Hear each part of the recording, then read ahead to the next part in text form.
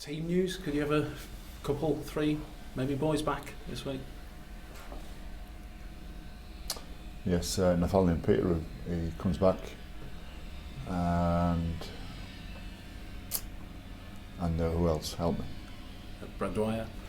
Brad Dwyer won't make it. He's been included in the 19, but he'll probably need about another week's worth of training before we can throw him straight into the mix. Although, to be fair to him, he put his hand up and wants to play. But a bit too soon for him. Nathaniel played for Featherstone last week and played really well, and has been on the end of some good weeks of running, so he should be in good shape. But a bit too soon for Brad. Jack Walker. No, he hasn't, because of the nature of his injury, he hasn't had the running that we'd like him to have. So, but he's going to feature with the 19s tonight, play with the 19s, and get some game time with them. And just having Pateri back, what does it mean to just have another one of the big boys, big middles back in the side? I'll tell you after. I mean, Nathan's only played a game with, I think it was Warrington last game he played when he busted his bicep. So it's been well documented, well reported by me for weeks now. You need your big men, and he looked in good shape last week. So let's hope he's going to have a positive impact. Do you sense you're near to getting your first choice side back on the pitch? Yeah, maybe. I'm not so much bothered about that. I think the more important to us is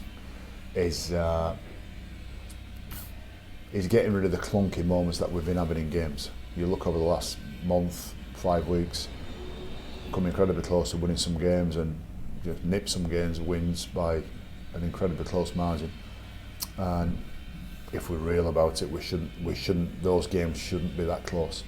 I think even you go as far back as the whole game at home that we played here at Edinburgh, we were well in control of that game, and then it became a crazy finish because we went through some clunks and some dopey moments during that game. So whether it's the start or the middle or the end, we've had some dopey moments during games which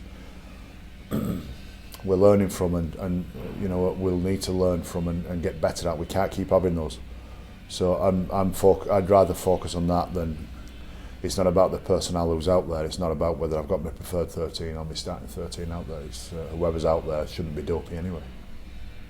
What do you put the clunkiness down to? Can it be the injuries, the weather, or?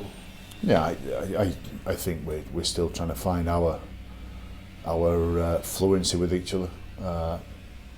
There's some. I have to say, I think there's been some moments of brilliance during our attack. I think we've really looked slick. I think we scored there was a couple of moments in attacking Hull KR's try line even, which I thought was a poor performance overall. Within that, there was a couple of moments where we looked really slick and really cohesive in attack. There's been some moments in attack this year which have been way more impressive than anything I saw last year, all the way through 2017. I thought we were robust in attack in 2017. I didn't have that finishing edge yet. I've seen enough of that so far to get excited. We haven't been doing it enough, and just some of our defence gets too leaky. We get too dopey defensively. It isn't that we're pulling out with tackles or being soft in tackles. We just have these real dopey moments where teams can catch us out. And I think every team will go through that most years, and we're going through that patch, that sticky patch that we've had for a few weeks now. I have to say that when your pack is going through a load of workload, that some heavy workload, you're going to get that. You're going to get those moments. Jamie Jones has been tackling his nuts off for 6 weeks solid now, and runs himself into the ground, as do others. So that also has a bearing as well. Doesn't excuse it, and I'm not saying it's the whole reason why, but it adds to it. What about Warrington? How much better do you think they'll be from round one? Well, looking at the footage building up to this game, they're good. They're a good team. They're running strong, and that's the significant difference I've seen there. Ryan Atkins is running as strong as I've seen him run for 3 years,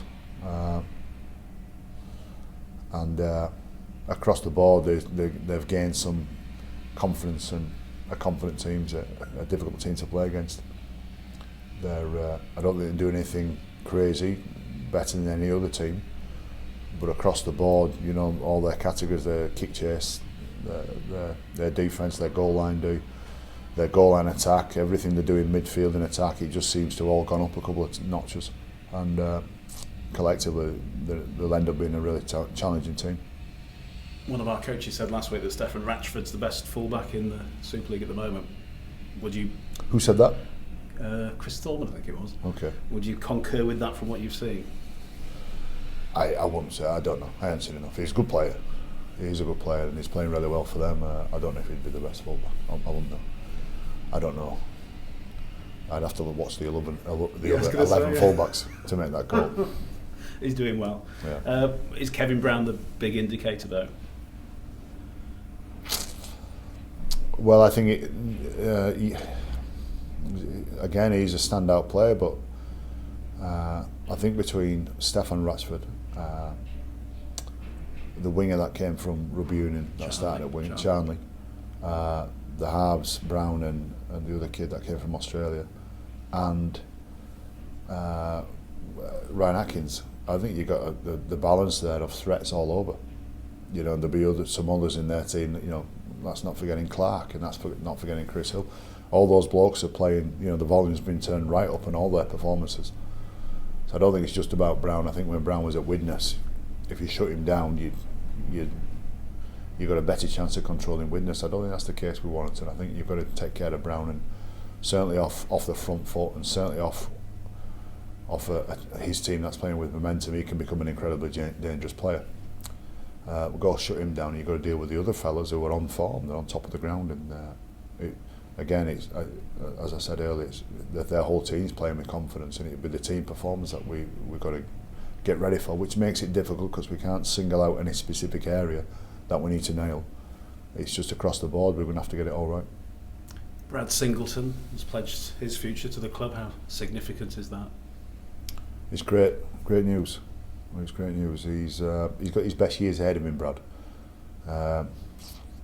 Yet right here and now, he's an important member of our pack. He's an important member of our team, and he's been doing the hard yards while the big men have been out. And let's hope he can get some help now. Let's hope we can share that workload. He's a lot more to learn. He's got some growing to do. He's always been a wise player. He's always been able to read the game, whether it be with the ball, but certainly defence. He can read defence. He knows where the threats are coming. He's not so easy to clock off, Brad. Even if he's tired, he knows he's got to stay in a particular area because likely they're going to come back with a play or something. And they're hard to coach that in a player, that instinctive nature. I envisaged him really hitting his straps when he was about 28, 29, maybe 30 years old. I think he'd become a right old war horse of a player, almost JP-like. So I think the best years are ahead of him, but he's a real valuable member of our squad right now. You mentioned JP. Would you look at Brad as having kicked on in the absence of Jamie Peacock and Kylie as well?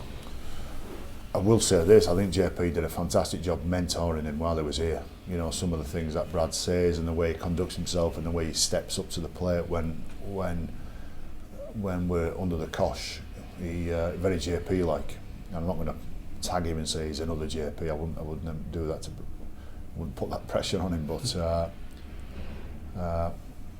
there's some traits in there. You can see he's played with JP. You can see he's got that attitude towards hard work. I was having an interesting conversation with Brad this week about the role of a prop and the role of that version of that he is of a prop. And there's a few different versions of props, and you can get some real big men who are all about offloads, who are all about a dynamic impact on the game, and then you get some other fellas who literally are there just to service the team. You're just there just to make tackles and carries for the team, and JP was like that. JP did it at the very highest level, and had more to his game than just being a diesel burner, JP, for sure. But Jamie Peacock and people like Brad Singleton don't mind rolling their sleeves up and say, look, I'll just take myself into that hurt locker for 60, 70 minutes and maybe 80 minutes. And it's just going to be painful for me, whether we win by 80 or lose by 6.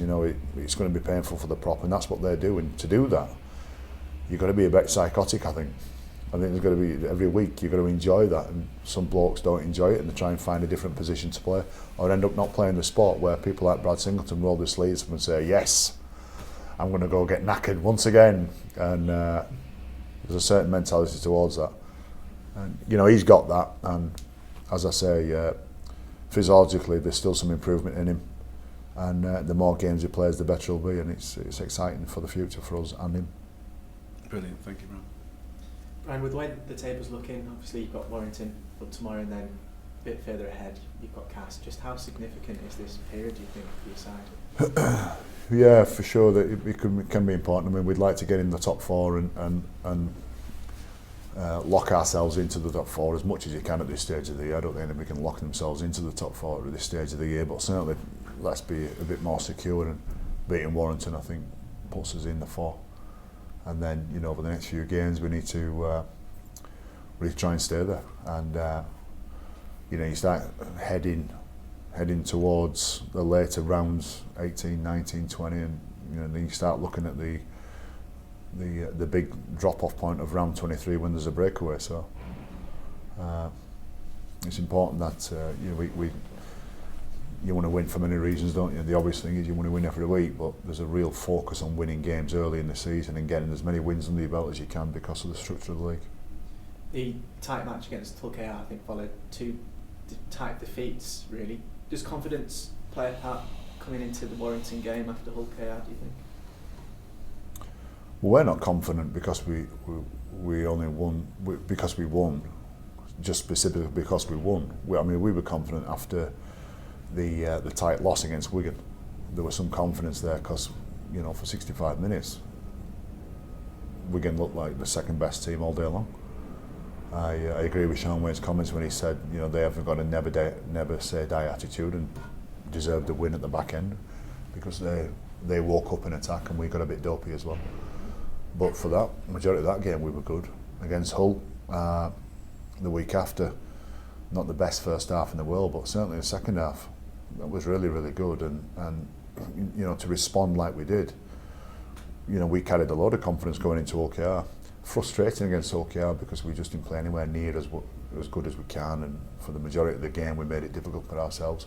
Yet at the same time there's some confidence in the fact that we can be as poor as that, and deal with a really good OKR, by the way, as well, and deal with an OKR that, you know, they threw everything at us. So we're confident because of some of that resilience that we show, some patches that we play. The win puts a smile on your face, but it's not we're not confident just because we won. Looking at the table again and some of the old powerhouses up there, is this the most competitive Super League, do you think, for a few years? I don't know. I get asked that every year. Literally, I get asked that every year. I don't know. I don't know. It's interesting. It's a conversation to have about whether, because I'm always from the standpoint what's good for the game. Who's in the top four at the moment? I don't know. Tell me. You've got St Helens, Wigan, Warrington, Cass are obviously up there as well. I think that's. We're fifth, aren't we? Yeah. Are we fifth? Yeah. You know, and if that's good, and you know, does that make it competitive and all that? And then Wakefield, who were there last year, and Salford, who were there last year, and Huddersfield, who have been there and thereabouts for the last few years. I don't know. It doesn't mean it's competitive. I'm not trying to be clever. I just don't know. I do know this, that every single year, going to Wakefield and going to Salford and going to, you know, Castleford's a great example. You know, you go to Castleford as a top 4 team. The likelihood is, you know, the bets would be that you win, but they've transformed themselves under Darryl Powell over the last 2-3 seasons, and now you go there and you really fight to come away with a win, and most teams don't. And the days where Leeds Rhinos used to go to Wakefield and just perform 6, 7 out of 10 and win have gone. They've absolutely gone. I think Super League. You know, there's loads of different. You know, I keep seeing people talk about the Championship's alive and Championship one's alive, and I read a report that somebody said Super League clubs are scared that the Championship clubs are going to get bigger and bigger. and that means it's really competitive and has been competitive for a long while. Whether the Championship clubs or Championship 1 clubs get really strong, I think it's interesting. I think it's an interesting thing. And whether 4 Championship clubs end up in Super League next year and 4 Super League clubs get relegated from Super League next year, I don't know if I like that. I'm not sure if I like that, because when OKR went down, OKR what do they get as a crowd? Especially when Leeds go there, or a Wigan go there, or a healthy supporter team go there, they get nearly 10,000 people as a crowd. So we go get a Championship club and their average crowd is what, 1,500? And they're going to Super League, and that crowd is not going to double, treble, quadruple just because they're in Super League. Now, if you ask me, did they deserve to be in Super League, and have they got a right to be in Super League? Of course they have. Just this attitude of, well, we'll put these rules in place and we'll let things unfold, and let's see what Super League looks like in 3 years' time. Based on I think they need direction, and somebody needs to say this is what Super League needs to look like, and I don't know. When you ask me about is Super League really healthy? Yeah, I think it is. I think it is. To get it back to that point, I think it is. I've gone on a rant there, haven't I? It's fine. It's interesting. I know I spoke to you on Monday, I think it was, about the film. Obviously, you'll have seen it now. I just wanted to get your thoughts on the final cut. Whether you enjoyed it and what you thought. Well, I thought Al Pacino missed his lines a couple of times. Robert De Niro doesn't really nail it. I thought he was a better actor than he was. It's funny, it's good. It is a documentary about the 2015 season. It very nearly didn't happen. Yeah, that's the best thing I can say. For anybody who wants to go watch it, it very nearly didn't happen, and none of it's been hammed up. No stories have been edited, and it's all out there. It's in there.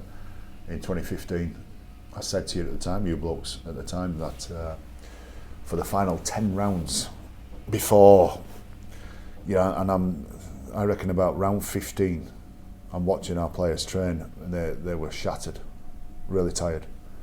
And then we play at Wembley and come back from Wembley, we were gone. Those who could train just looked empty, and lots of blokes weren't training.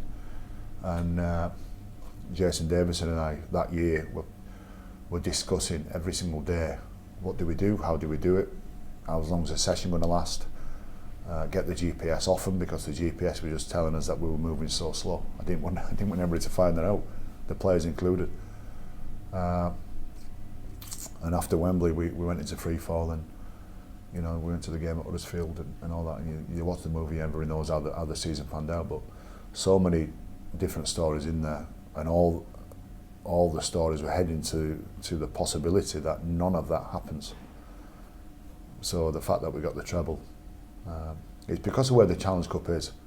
I know Saints have done it and Bradford Bulls have done it, but the Challenge Cup was in spring back then. Because of the Challenge Cup being where it is now, at the back end, you just can't get up for a Challenge Cup final and then expect to have a good run in towards the grand final. It just takes so much out of you. So it's just crazy. I found it interesting, and I know it all. I knew what was coming, and I found it interesting. Just one last question on that. One of the interesting parts for me was hearing the likes of Kevin Sinfield and Rob Burrow, kind of what they went through in particular. Kevin Sinfield saying that he, after being left out of the team, he just wasn't enjoying it, just wasn't liking rugby, and obviously Rob Burrow had a reasonably similar experience, but was determined to get back in the side for you. As a head coach, what's it like? For him in the team, not for me. For him in the team, and yeah, he didn't get back in the team for me. Perhaps to show you that the impression I got was that he wanted to show you that he was worthy of a starting place. No, I don't think he ever did. I don't think Rob ever wanted to show me anything, and I don't. I'm not being controversial. I think that's why I say on the movie there, I got ultimate respect for Rob, because he got himself back in the team, for him, for the club. I never left him out the team to give me a reaction. It wasn't about that. Sorry, carry on, mate. That's fine. What's it like hearing that as the cool. head coach at the time? Yeah, cool. Those kind of comments. Some of the comments, some are in there that can be perceived as negative towards me. Yeah, cool. And I'm not going to please everybody. I understand that, and And I say in the documentary, it's there's a lot of respect needs to be given to those players because of how they handled those moments. I didn't leave Rob out for anything other than what the best for the team, and same with Kev. Whatever's best for the team. I talk to Chris Gibson once a week, who's in charge of some of our player welfare, and the management of players off the field is now as important, sometimes more important than what you do on the field with them. So what their mindsets are like and what their environment's like off the field. And Chris Gibson oversees a lot of that. So I catch up with him once a week, and we always remind each other that both he and I are going to make some big decisions on players and when we train and where we train, and a player leading into contracts and how you deal with him off the field.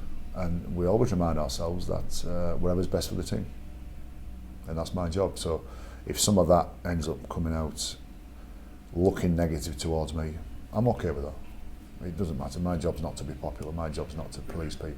If it was, I would have probably unpicked myself years ago and lost respect for the players. My job's to make the best decision for the team so we can have the best chance of continuing to win games and win finals. And if some of that means you have to have a harsh conversation with players, you've got to do that. I don't feel any resentment towards both Rob and Kev. I don't have any. I think they both do a good job in describing how it was, but holding a bit back as well.